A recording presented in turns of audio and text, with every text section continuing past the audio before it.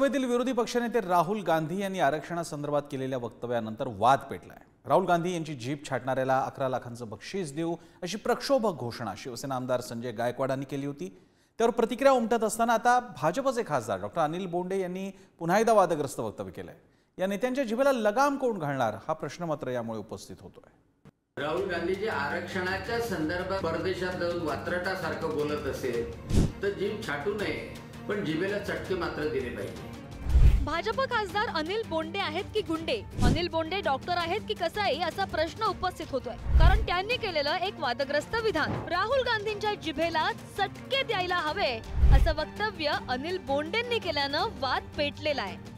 नाही, जीभ छाटण्याची भाषा तर योग्य नाहीच आहे, परंतु राहुल गांधीजी आरक्षणाच्या संदर्भात बोलले ते भयानक आहे आणि त्याच्यामुळे असं जर विपरीत कोणी बोलत असेल, परदेशात जाऊन वात्रटासारखं बोलत असेल तर जीभ छाटू नये, पण जिभेला चटके मात्र दिले पाहिजे। डॉक्टर बोंडेचं संतुलन बिघडलेलं आहे, मेंटल हॉस्पिटलमध्ये त्यांनी भरती झालं पाहिजे। एखादा अडाणी माणूस बोलला तर आपण म्हणू तो अडाणी आहे, हा तर डॉक्टर आहे, बेअक्कल आहे, मूर्ख माणूस आहे, हा याला महाराष्ट्रामध्ये आणि अमरावतीमध्ये दंगल घडवायची आहे म्हणून हे असे वक्तव्य करतोय। तुम्ही जरा खबरदारी राखा देवेंद्रजी, हे तुमचे बुदुकले जरा सांभाळा। तुम्ही फेक नरेटिव्हचे बादशाह आहात आणि तुमचे हे जे कोण चमचे गिमचे आहेत यांना पण तुम्ही सांभाळा, तुम्ही प्रवृत्त करता। महाराष्ट्र तुम्हाला माफ करणार नाही। खासदार अनिल बोंडेंनी राहुल गांधींसंदर्भात केलेल्या विधानानंतर काँग्रेसने आक्रमक भूमिका घेतली। आमदार यशोमती ठाकूर, खासदार बळवंत वानखेडे यांनी पोलीस आयुक्त नवीन चंद्र रेड्डी यांच्या कक्षात ठिय्या मांडला। जोपर्यंत डॉक्टर बोंडे यांच्यावर गुन्हे दाखल होत नाहीत तोपर्यंत माघार नाही अशी भूमिका घेतली। त्यानंतर अखेर अनिल बोंडेंविरोधात अमरावतीच्या राजापेठ पोलीस स्टेशनमध्ये गुन्हा दाखल झाला। No, this is not done. I'm very sorry, this is not done. त्यांनी ती क्लिप व्हायरल स्वतःहून केलेली आहे।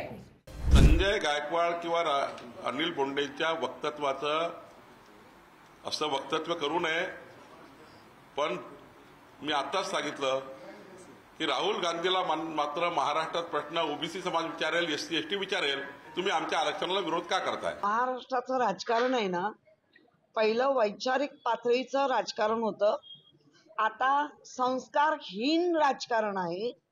त्यामुळे त्यांच्या घरात जसे संस्कार दिले जात आहेत, मग पक्षात दिले जात असतील, घरात दिले, ते त्यांचे बाहेर येत आहेत।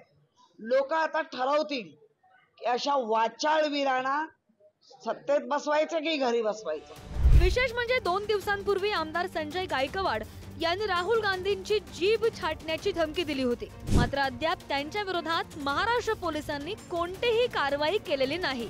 त्यामुळे काँग्रेसनं आमदार संजय गायकवाड यांच्या विरोधात दिल्लीतील तुगलक रोड पोलिसात तक्रार केली आहे। आपको उसकी आवाज, उसकी बात पसंद नहीं, इसलिए आप कहते हैं कि तुम्हारा भी वही हाल होगा उसी तरीके से जो तुम्हारी दादी का हुआ था। मैं एक चीज बता देना चाहता हूं भारतीय जनता पार्टी को, ये कांग्रेस पार्टी है और ये राहुल गांधी है। जान से मारने की धमकी से हम लोग किसी भी तरीके से डरने वाले नहीं हैं। यहाँ पे कांग्रेस के लाखों करोड़ों कार्यकर्ता तैयार हैं अपनी छाती आगे करके, जान से मारना है हमें मारिए, लेकिन हमारे नेता की आवाज कभी बंद नहीं होगी। विदेशामध्ये जाऊन आपल्या देशाची बदनामी करणं हे आपल्या नेत्याला शोभत नाही आणि म्हणून मी ते वक्तव्य केलं। आज मी दुसरी घोषणा करतो की ज्या बाबासाहेबांचा अपमान त्यांनी त्या ठिकाणी केला, संविधानाचा अपमान त्या ठिकाणी केला, संविधान बदलण्याची भाषा केली, त्यांनी एकतर चैत्यभूमीला मुंबईला जावं, तिथे माथा टेकावा, दुसरं त्यांनी दीक्षाभूमीला जावं, तिथे माथा टेकावा आणि बाबासाहेबांची जाहीरपणे माफी मागावी। मी माझी घोषणा त्या ठिकाणी मागे घेतो। आमदार संजय गायकवाड खुलेआम राहुल गांधींची जीभ छाटण्याची धमकी देतात। खासदार अनिल बोंडे ही राहुल गांधींच्या जिभेला चटके द्या अशी भाषा करतात। त्यामुळे या नेत्यांना त्यांचे वरिष्ठ नेते एकनाथ शिंदे, देवेंद्र फडणवीस यांचा आशीर्वाद आहे का? संजय गायकवाड, अनिल बोंडे या वाचाळवीरांना प्रोत्साहन दिलं जातंय का? या नेत्यांच्या जिभेला लगाम कोण घालणार हे प्रश्न आता उपस्थित होत आहे। छगन जाधव, पुढारी न्यूज, अमरावती।